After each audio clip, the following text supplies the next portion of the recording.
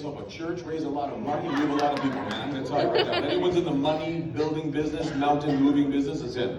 Right? Isn't he done a great job? We're gonna get started, and I've got to just say, what a tremendous day. And what's incredible about today is that none of the people that are about to come on stage requires a formal introduction. You've heard them, you've seen them, you've watched them. They've been here, they've shared their story, their journey. But I'm gonna frame who these people are for me. You see, I've sat where you're sitting many, many years ago.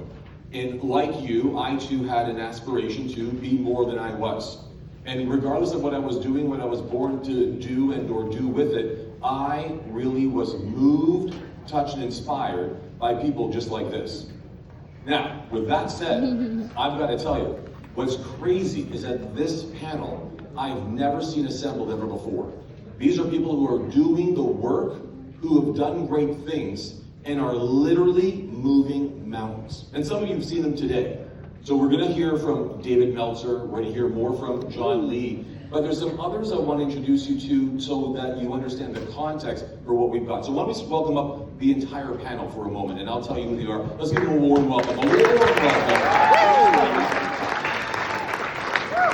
Now, I know we've got James Orsini, you've got Andrea Sullivan, and I mean, they're partners, co-founders of Vive, and I don't need to tell you about the fact that they've really, in fact, reinvented the way VaynerMedia, in fact, rolled and rocked and made itself very current and cool. But more importantly, we also just heard from our dear friend over here, Darren Adams. And I've got to say, he did a tremendous job on reminding me how to send an email and be effective in doing so. So thank you for the reminder. And I mean that, by the way. Yeah. David, did you get my email? We're going to get started. I want to get right to it because, like I said before, it's really rare you get the chance of seeing people who are up to the kind of work that this room inspired and is aspiring to, in fact, do and perform.